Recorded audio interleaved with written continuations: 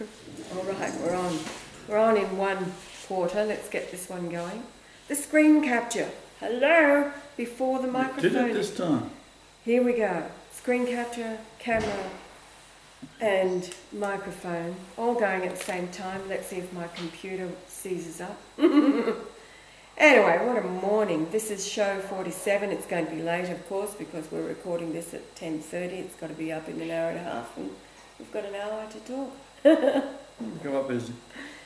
All right, so what's happening in the world today? Absolutely sickening. Well, the first photograph that comes up on the screen, what program did that? It was not a program. It was a share of a photograph that is going around through Facebook and on the web. There in Palestine, in the hospital, and I can't tell you how I slammed it shut. There was another one last night with a child whose half of its head was missing in her father's arms. This one was half the body was missing and the intestines were spilling out. So what are the world leaders doing? We've got Putin wandering around in Cuba, Argentina, and Iran. What are they doing? Making statements to the United Nations. My God. This pipsqueak of a nation has you all bluffed.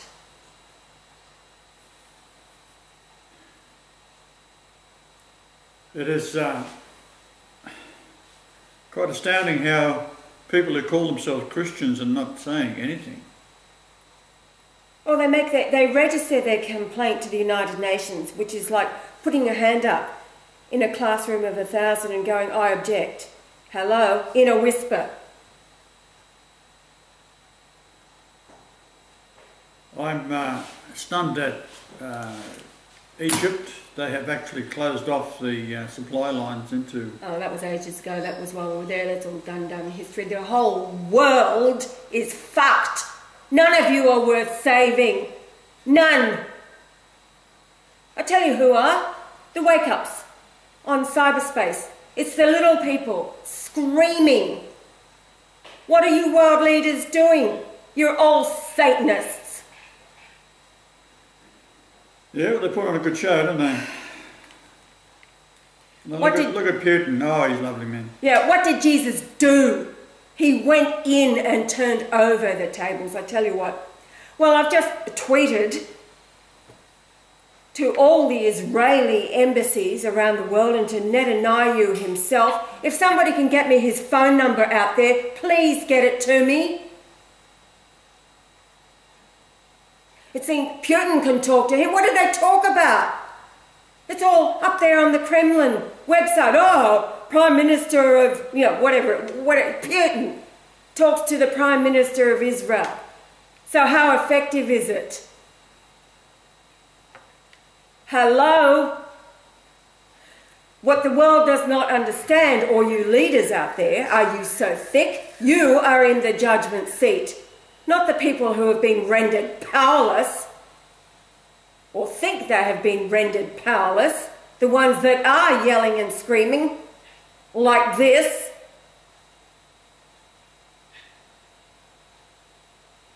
The judgment is on your heads. What are you doing? Not what are you saying?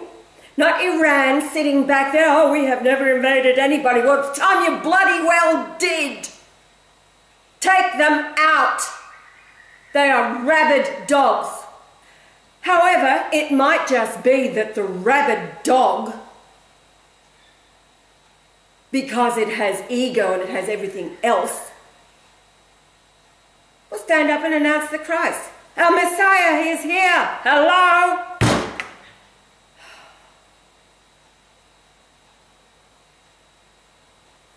Now, if I could get a nation like Iran or Russia, what would I do? Well, I'd give them all motorbikes, lots of fuel, and straight in with 1 million men into Israel. There's no defense for it. Straight along the straightest route into Tel Aviv, arrest all these bastards. Now you're frightened of the nuclear weapon. Well, I've got news for you. They ain't going to work. This is why they've put in the nuclear reactors around the world. That is their Samson option. It's got nothing to do with a nuclear ballistic missile. They want to stay alive and kill all you. And the only way to do that is not with a nuclear war.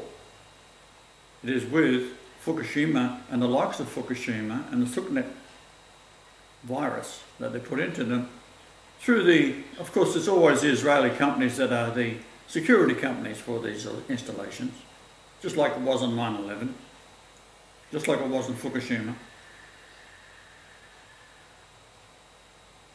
So Russia in particular and Iran together, 1 million men on motorcycles, 10 million men on motorcycles. How about China? 100 million men on motorcycles. Straight in. They could hit them from all directions. There's no defence for it. Because there are a lot of good Jews out there, and there's a lot of good Jews in Israel. They don't want this what's going on either. You've got to take out Netanyahu. Matter of fact, if you deliver him here and give me a gun, I'll do it. I was asked by a fellow when I was being interviewed in America, what would I do if I had the opportunity to go into the White Office, the Oval Office, White House, with Netanyahu and Obama? What would I do? What would I say? I asked the commentator, I said, well, could I take an Uzi with me and a full clip?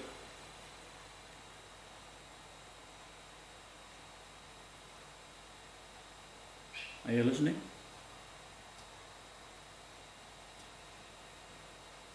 I cannot believe America is sitting back doing nothing with a transvestite as the wife of the president. Transgender. There's a Transgender? difference. There's a difference. What's the difference? Well, one likes There you go, that's how much I know about it. Is there actually? I don't know. Joel, is the transvestite the same as the transgender? Do you know? Transvestite just dresses up. Oh, they dress up. Oh, okay. All right. So here we have a bloke parading as the wife of Obama. You look at the hand, you see how, when I put my hand like that, how this finger is longer? All you ladies out there, look at your fingers, and you'll find that finger is shorter than your index finger. Put your hand up,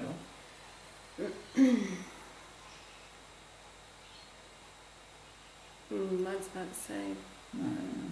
Hold the end up straight. Oh yeah. Right, so your index finger, this one here. No, this is the index finger. Oh shit, you're a bloke now.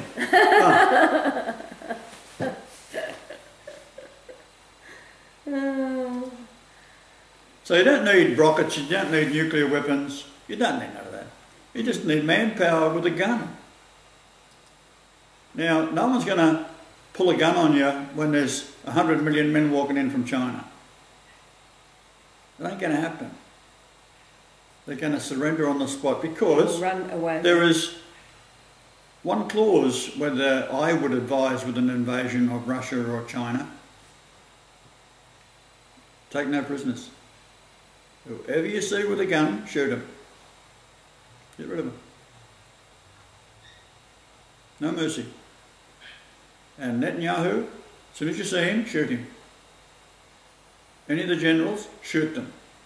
On the spot. No talk, nothing. No, I'm sorry, nothing. Shoot them. That's how I would do it. That's how I'm advising all of the world leaders that are actually sane and not pro-Zionist. So far as all the Zionist leaders around the world, business people, do the same thing. All the Rothschilds. Rothschild, they've already been warned. Round them up. Rothschild blood, you're dead meat. Now, it doesn't mean all Rothschilds are evil, but the ones at the top.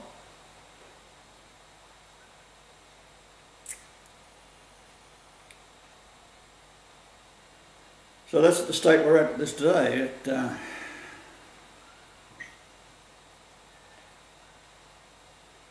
We have a false flag of some sort that the Israelis will kill a couple of their own.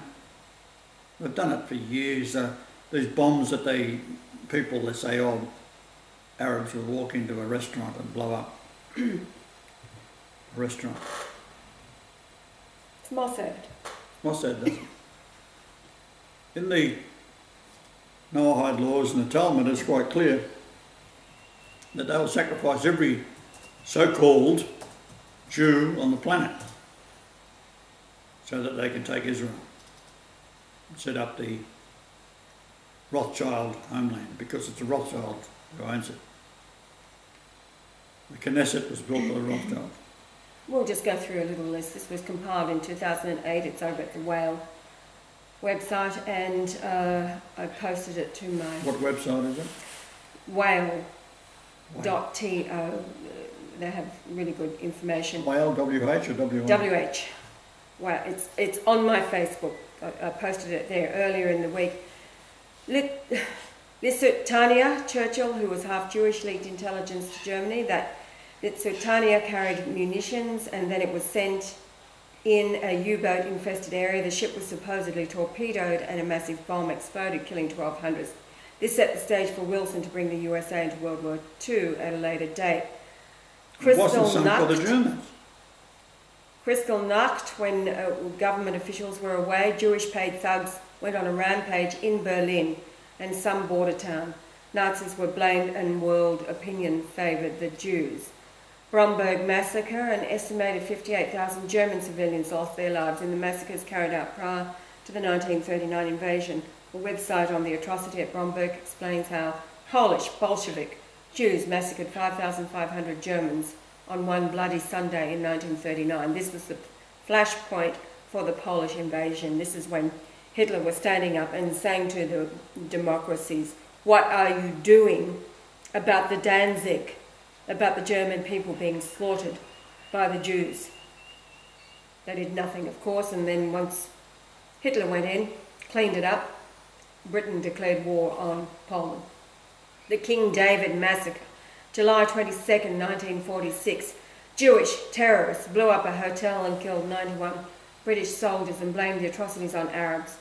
When later caught, they said the British had a list of their Arab spies and were going to turn them over to the Palestinians.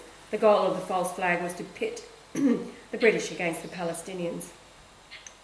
Lavon affair in 1954, Israeli agents working in Egypt planted bombs in several buildings, including a United States diplomatic facility, and left evidence behind implicating Arabs as the culprits.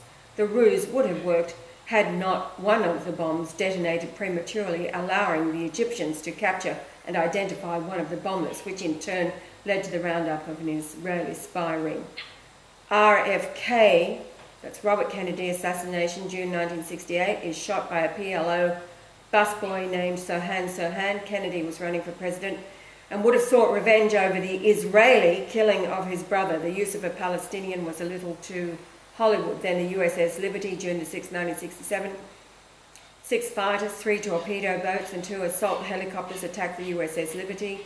There were 24 dead and 177 maimed. F-4 Phantoms were en route when President Johnson stopped the rescue. Israel's plan was to blame Egypt and have the US retaliate against Egypt. Black September the 5th, 1972, 8 Palestinian Black September terrorists seized 11 Israeli athletics in the Olympic Village in Munich, West Germany. In the rescue attempt by West German authorities, 9 of the hostages and 5 terrorists were killed. Israel and its Jews, once again the victim, and Palestinians were demons. Yeah, right. 1976, Entebbe, Israel faked a hijacking to Kenya and then pulled a rescue portraying themselves as elite commandos. Arabs look like monsters, and the Israelis, having suffered countless persecutions, have decided to fight back. 1982, Abu Nidal, who was an Israeli black ops agent, attacked the Jewish Goldenberg's delicatessen in Paris. 6 were killed and 20 were wounded, of which 2 were Jewish. Pan Am Flight 73, A747, en route from Karachi to Frankfurt. its final destination of New York. 4 hijackers took control of the airplane for the next 16 hours. They held 379 passengers at gunpoint while the pilots escaped. The plane was stormed and 20 died. Then you've got Beirut Marine Barracks, October 23, 1983, 241 Marines died. Akil Loro, 1985, Abu Abbas, 15 Arabs took over a cruise ship and threw a Leon Klinghoffer overboard. After 2 days of negotiations, the seajackers abandoned the ship. In this false flag, the Israelis turned world opinion against the Arabs, while once again portraying themselves as victims.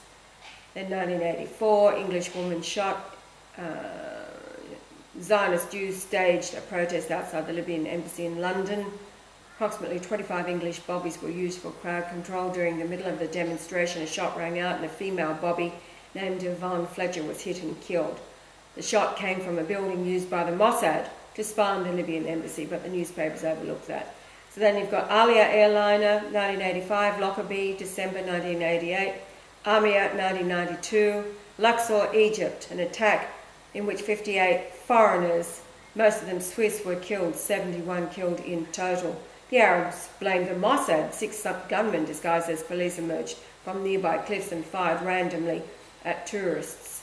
This was all designed to destroy the tourism. Israel destroyed Egyptian tourism and turned world opinion against Muslims. And Khobar Towers, 1996.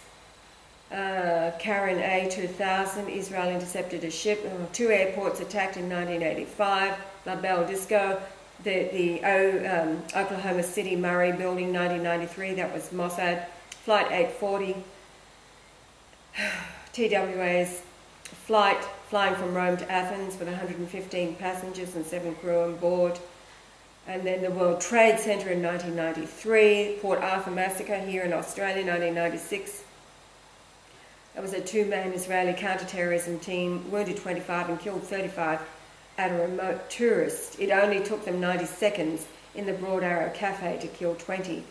Centre at Port Arthur, Tasmania. The blame fell on a mentally challenged man named Martin Bryant. Photographs of Martin Bryant had been digitally manipulated with the effect of making Bryant appear deranged. He has served as a designated patsy for this crime ever since, and this was during the reign of John Howard here in Australia. He's one of the biggest monsters of all time. Yeah. Then, behind the Bali bombing of the CIA and the Mossad. So this is a pretty complete list. Birmingham, 1998, outside an abortion clinic. Egypt Air 990 in 1999. Israel planted a bomb. The USS Cole, September 11th, of course. Flight 587 in 2001, and that was after the September 11th. Then the Bali bomb kills 182, most of them Australians. Again, John Howard was complicit in that. He said, go ahead and do whatever you have to do to bring Australians into line. It's all about a gun roundup, keeping Australians in line. Kenya missile, 2002. Israel claimed Al-Qaeda shot 2 SAM missiles at a jet on takeoff. Israel used this incident to help lay the groundwork for shooting down a US airliner. Manila, 2003, that was a ferry killing 103. CIA bomb in Gaza, 2003. Madrid train, 2002. No, that was 911 days after 9/11. Yes, and then 2004, Mossad bombed 2 airliners over Russia. So it goes on and on and on. And of course, this is an incomplete list. This was put together in 2008, so the list goes on. And of course, the latest is the supposed kidnapping and killing of 3 Israeli boys. You can bet your bottom life Israel did it. And so their retaliation is to slaughter. I think the last count I read from their own site this morning was 104 Palestinian, mostly children, dead, and the bombing continues while they are lined up on the Israeli side. They're so scared to death. You know, it's so pathetic. What really, the mentality of the English-speaking peoples, the churches, etc., those who are rooting for Israel, if you like, when you read, go over and read the tweets that are going out from Netanyahu himself. It's all sport. You know, how they say, and their slogan has become 15 seconds, and so they have this clock ticking down. I've got 15 seconds to get to an air raid shelter, a bomb shelter, etc. Can you imagine living your life this way? You know, playing, it's all through their embassies. It's become like the Olympics, the 5, now it's this 15 seconds, 15. Imagine having to live this way. It's their psyop, it's their, you know. In the meantime, they're taking photographs of people sitting down on the sidelines, if you like, as in a gladiator sport. They've got their chairs out, plastic chairs, in watching the fireworks over in the distance as Israel is firing on the Gaza. And so when Hamas, who's defending the Gaza, fires with their homemade rockets, what a joke.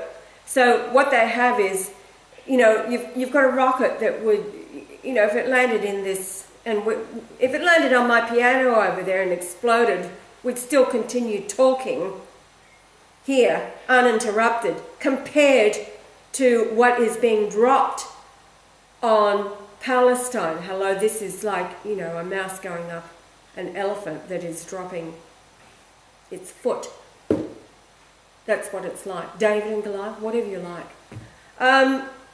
But it's sickening, and at the same time you wonder at the mental health of the English-speaking world supporting Israel. Just go and read. It's not even kindergarten standard. The quotes and the Twitters going out. And you can sense the chuckle behind it all. How, as Joel says, oh, they're also running scared. Yeah, right. We've got the chairs out watching the program. You know, what's next? With their bottles of booze. Tel Aviv. What is it? Does it replace? Is it world's #1 homosexual city, gay city? It is, yeah.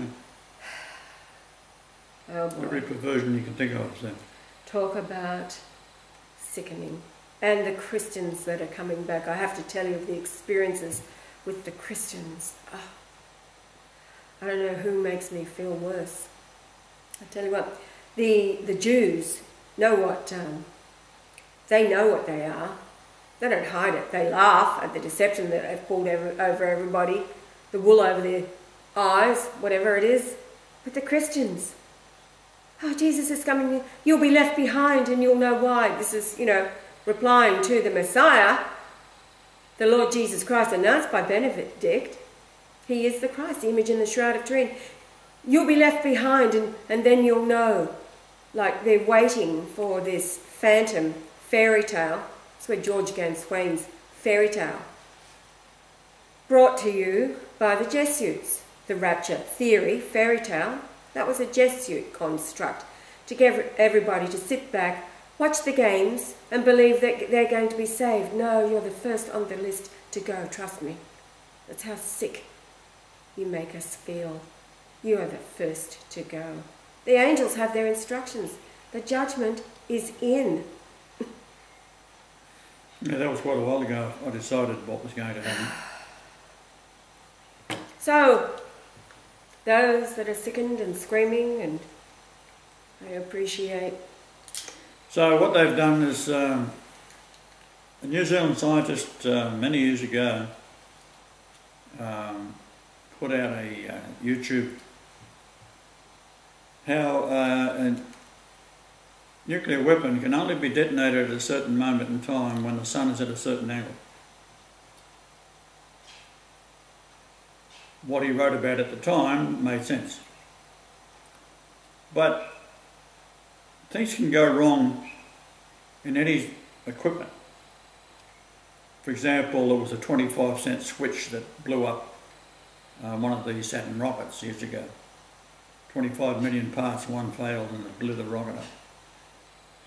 And it amazes me how this is a test period. The Mormons have got one thing right.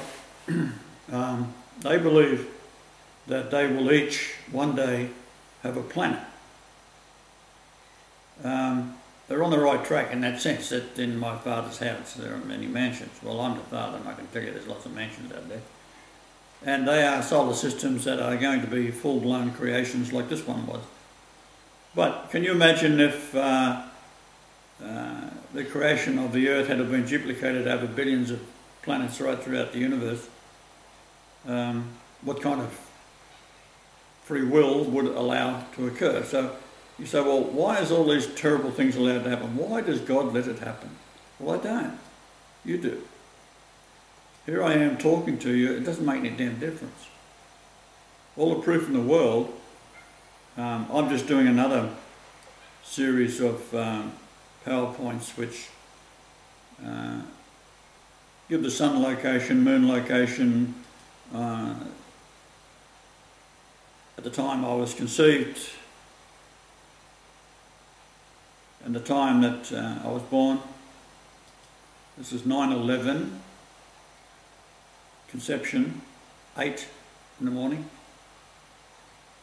by the Holy Ghost, within Mary.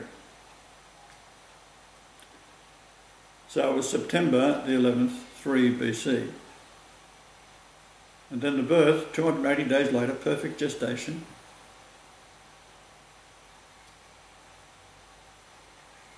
June the 17th, 2 BC. Now, what I've done is plot the position of the moon and the sun, which is the same as taking a line. Let's say you shot a laser beam from the centre of the Earth to the sun. Where it exits the Earth is that latitude and longitude, which gives you a point to measure from with your sophisticated GPS equipment these days, which is I've had for many years now. And you can then measure from that point to the birth location. It was, if you're measuring, 31.68 at a height of 2424 feet at 31.68 degrees north, which is Bethlehem. So you can measure from that point to where the sun was or to where the moon was, and you also have the night side, which is the other side of the planet. That'll give you triangulation, to give you distances. You can measure to the pyramid. Then you can measure from the conception of the sun position at 8 a.m.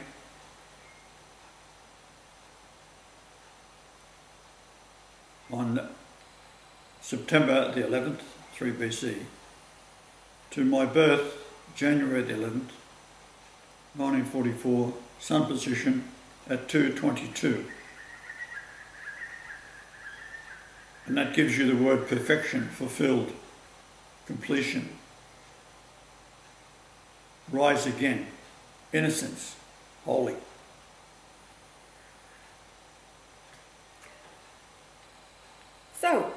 So this is what I've been doing the last few days, so I'll have that probably tomorrow. All right, now a little bit of light relief, since I'm feeling like if I had an Uzi, I know what I'd do with it.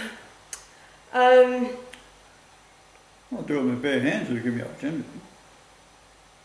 All right, when I first started tweeting, I hit the celebrities, and John Cleese included. Oh, yeah.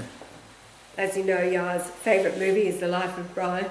So John Cleese hates Christians, which rightfully is so. Yeah, so July the 7th, I tweeted John Cleese, Christ's name is Brian Leonard Golightly Marshall, born in Capricorn, January the 11th, 1944, stepfather's name was Reg. Well, it is one of the ones that got retweeted. We've had about 5 retweets so far, you know, and all these thousands of tweets that I've sent out. So somebody called RotoViz favorited your tweet Oh, it was favourite, not a retweet, so... but he picked it up from the John Cleese site. Now this is, to give you an example, Michael Jacob from the USA. This is, Jesus died for our sins and currently resides in heaven. Before his true return, I highly recommend you repent and turn to Jesus. It'll make you sick or not? And I replied, everybody knows it's me. I said, the pure in heart shall see God, not the ignorant nor the arrogant, and then sent the link to the Chukas film and also Benedict's announcement in Italian that he got out that night. And then this idiot comes back, look, Brian, you can think like that all you want, but when Jesus truly comes back and he doesn't take you, you'll know why. Who'd want to go? I didn't respond to that. And then he comes back again. I only sent them one response, so he responded twice after that. You can't say I didn't warn you. I pray you have a blessed night. Brian, in capitals. And then he comes back again. Did I reply to that? No, I didn't. I only said the once. So he's come back 3 times after. 4 times after. I still didn't respond because he said, don't worry. And so the last thing he says, you make sure to tell Pope Francis what I said. Maybe he will turn to Jesus, since you obviously won't. Good night, Brian. So he's read the apostolic letter, obviously. So this is a fuckwit from flying the USA flag called One Nation or something like that. All right, now there's this other group called Light of Jesus Christ. This is a church or a ministry group. I'm just giving you this as examples. I mean, this is, at least somebody's replying. Most aren't. It's a bit like the lepers. You know, the 10 lepers that you healed and only one came back to say thank you. Okay, so I've put up tweets out there leading and guiding, like example, it is easier for a camel to pass through the eye of a needle than for a rich man to enter the kingdom of heaven. The kingdom comes with me. Somebody called Noog Noog favorited that tweet, and then Noog Noog favorited, I measure my creation to prove all things. Books written by men are a trap for the unwise. Christians are the most deluded defending a scam. So this Light of Jesus Christ just comes back with, read Matthew 4:24 and Matthew 24:4 and 5, rather Matthew 24:24 and 24:4 and 5. Well, of course, it's all about, he's talking to the disciples what it would be like before his return, etc., all of which has been fulfilled. So I did send a response to that one because I think somebody else will pick it up and it will resonate within them. It's not to convince anybody of anything except those who are truly looking, and the truth resonates. Natus, he's doing a good job retweeting. Palestine, the Holy Lands claimed by Jews, the devil as the world leaders do nothing. They themselves will be reaped with the wicked. Oh, here we go.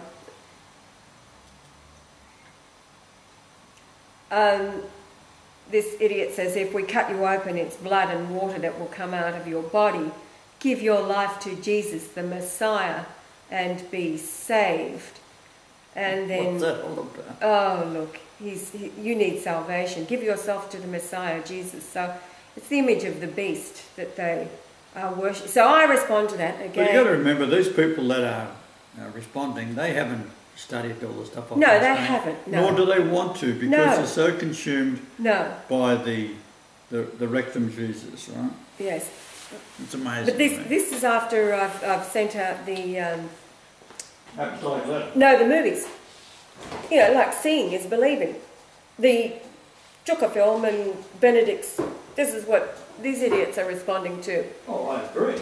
So after Light of Jesus Christ, I say, I am He. I was containing myself this morning. I didn't come back with, your favourite word.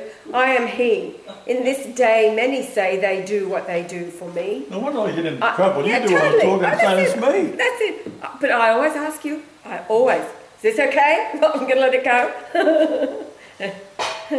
I say to them, no, I am he in this day. Many say they do what they do for me. I say to them, I do not know you. If you were mine, you would know me. Now, that's backing up the scriptures as Jesus. Many, like the people are coming to Jesus, and he says to them, look, many in that day will come to me, Lord, Lord, did I not raise the dead and heal the sick in your name? And I will say to you, depart from me, for I never knew you. So this was that response. All right. Mm. There you go. Do a close up of those lovely lips of yours. My lip-ons of mass destruction. Oh, I need a laugh this morning because it's so devastating, all this horror that's going on. And it's devastating the saints. They're just... Well, it really... What date are we up to? Today's July the 13th. Better check the timing. So, it's only 36 minutes. another 36 minutes. We're only up to 36 minutes. Got to talk for another, say, 20. Look, I don't know. I'm lost for words when you say things like that. Oh, really? But you're lost for words. There are You times. can talk the leg off an iron pot. No, I couldn't. There are times when I'm very quiet. Most of the time I'm very Sleeping quiet. doesn't count.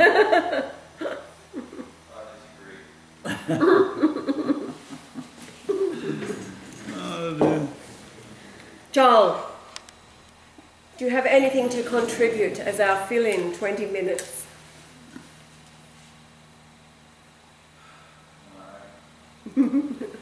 Heavy sigh. Now, when you go back through history and look at the way that things always get done, the evil ends up in charge of a nation. The way they do that, of course, is they kill off the opposition, they control the media, and then blame someone else. So, you've got the Bay of Tonkin, that was the Vietnam thing. The Vietnamese, why were they attacked? What was the whole idea of it? Well, sell weapons, this is how, spend money, and you've got your strawman account, and you send 51,000 US soldiers over there, plus how many Australians and New Zealanders that were killed off, and of course the reaping is the strawman account. And people don't know what that is. It's basically for those who don't know, and I'd say the vast majority of people that's listening to us do know, because there's only 6 of you. I know that we have 67 followers 67 now. followers. 67 followers on the radio. Less over at the... So if anyone has just tuned in, they don't know what a straw man is. Your birth certificate is sold when you're a newborn baby. Before it is given to your parents or registered, your parents fill out your date of birth and the location. You got the doctor or the nurse that fills out the registration itself.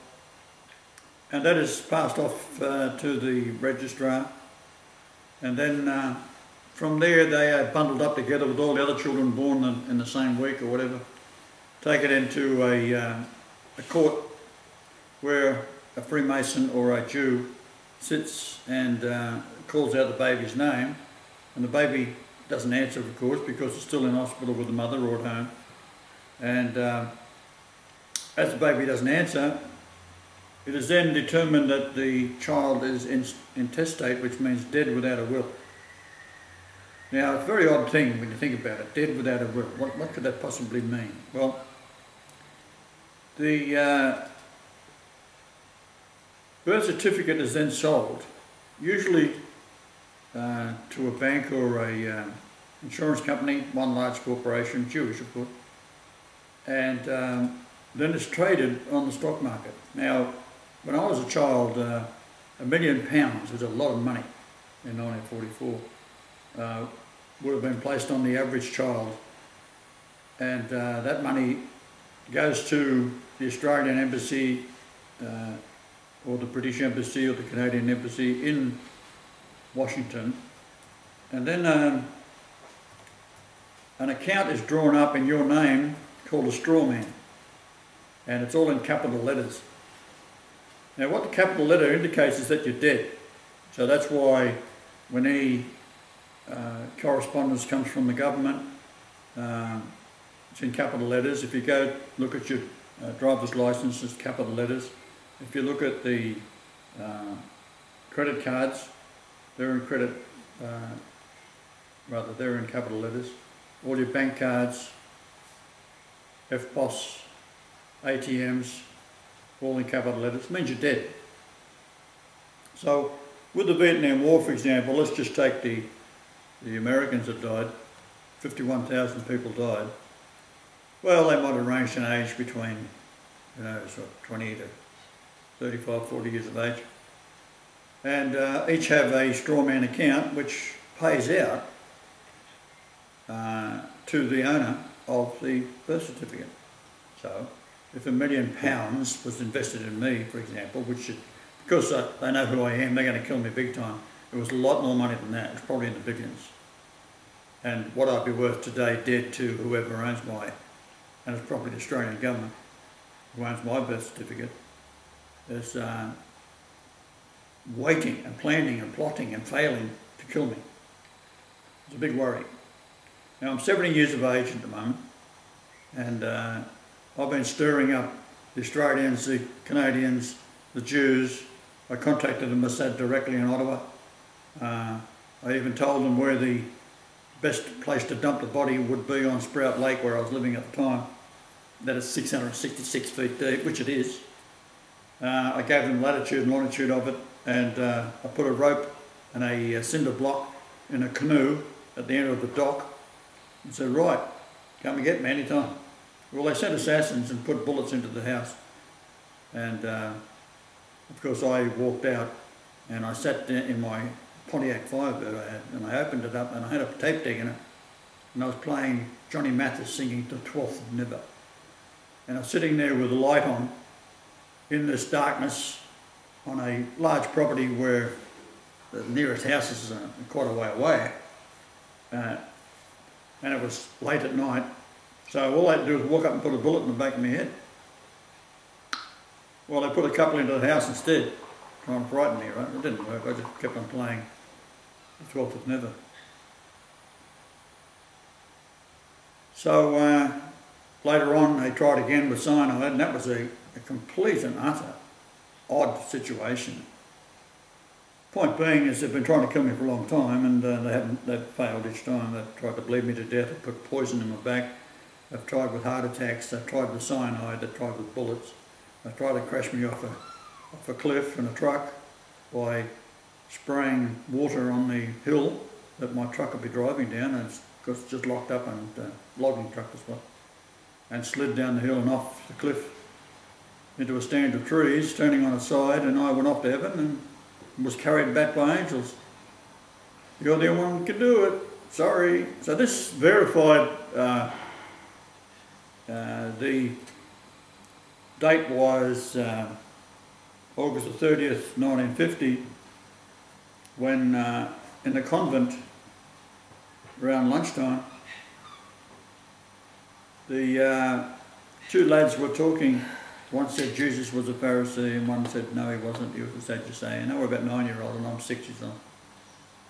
And I went into a rage, which I was very, very prone to do at that time, because the world was so frustrating for me.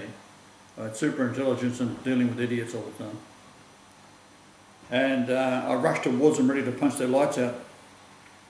As I did, they stepped aside, and I screamed at them that Jesus was an Essene. Now, a 6-year-old child in Australia at that time, 1950, no one knew what an Essene was. The nuns didn't know what an Essene was. Priests didn't know what Essenes were. Never heard of it, because it's almost written out of history. But as this occurred, I was propelled, as I'm moving forward, to be in 6 AD, that era, 5 AD, something like that. sitting on the steps of an old synagogue because we were just, Mary and Joseph had just walked back from Egypt. So that verifies in that sense in my mind at that time that Mary spoke to me as Jesus, and she called out to me to come, Jesus, come, she says. And I was looking at the very, very poor workmanship of the blocks of stone that made up the steps and a big rough door behind me with an arched top, big old iron, what appeared to be hinges, blackened. And the door itself was dark brown, splinters, very rough. Coming from Egypt where things are made in a very, very pristine way. And this is the first glimpse I got of the so-called Holy Lands in that sense of being outside on the outskirts of what would later be called Nazareth. At that time it was Carmel. So I went rushing up to Mary as she called me because she was walking about 30 or 40 metres away, maybe less than that, feet. And when I ran up to her, she was on my right, and even as a child in this life, I ran everywhere. And same in those days, I didn't walk to her, I ran to her. And I was tired, thinking to myself, leave me alone, I'm tired, I've been walking for bloody days from Egypt. It was hot. So she looked down at me, a very tall, beautiful woman, slim. She's wearing what appeared, I think it was black. In my mind it was black. And underneath the hood that she was wearing was a very light sky blue, beautiful blue, richer than the sky blue. There's a veil that she could pull down over her face for the wind or the flies or whatever. And she said, Jesus, I've got something to tell you. So I really wasn't taking much notice. And I was looking about as she spoke. And she said, if the Jews find out we are Essenes, they will kill us.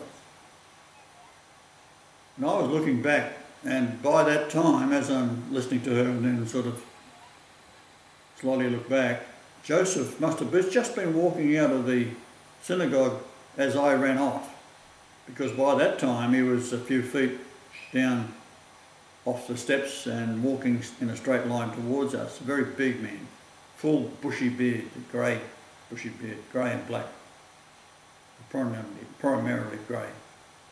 Long hair, wearing a long grey garment with a darker grey strip on the one side, the left side, bordered on either side with two lines, very, very fine lines. When I say fine line, maybe quarter inch.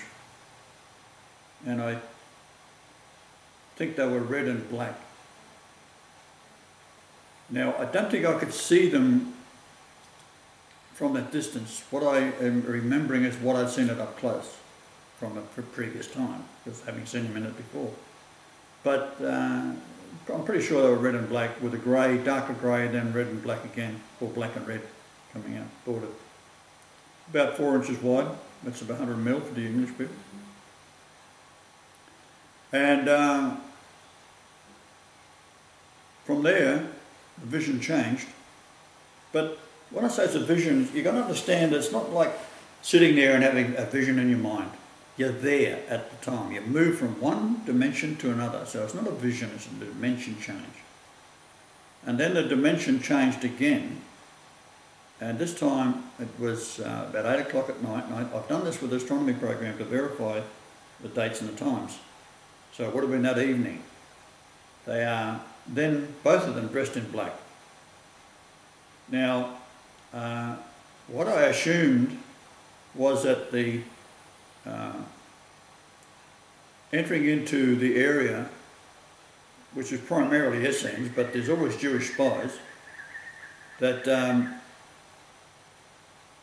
the pack that they would have been carrying, clothing, that type of thing, must have been left in the synagogue. And then it was brought. I don't recall this at all, but it must have been that they had a clothing change, or at least Joseph did, and he ended up in black as well. and we were in this small stone room, a window, not talking feet, about 2 foot wide, 3 foot high, with 3 sticks, not finished wood, it was just sticks like broken off a tree, and 2 sticks upright, to hold the very rough brownish, like a Hessian bag, curtain, and the wind or the breeze was slightly blowing them.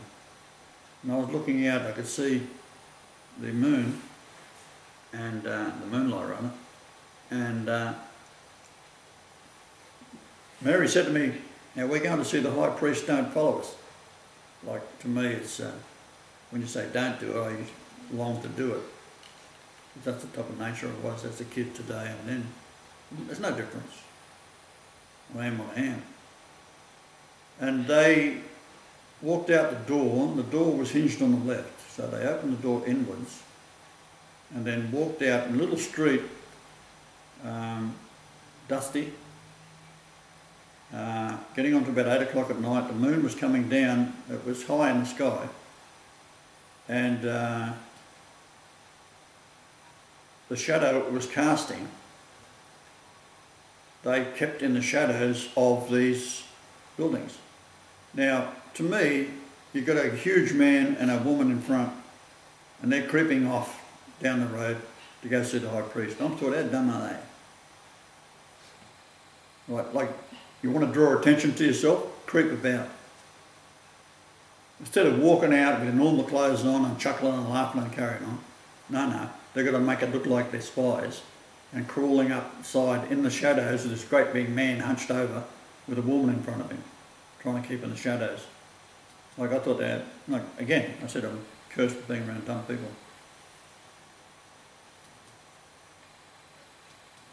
And then the dimension changed and I was back in the schoolyard, standing there stunned by what had happened. I don't recall the 2 boys. I didn't know the 2 boys, they weren't familiar to me, but I knew that they were probably angels.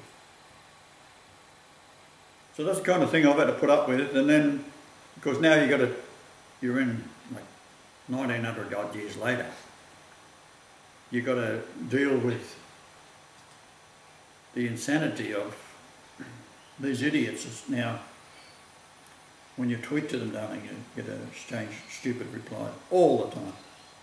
It is absolutely unbelievable.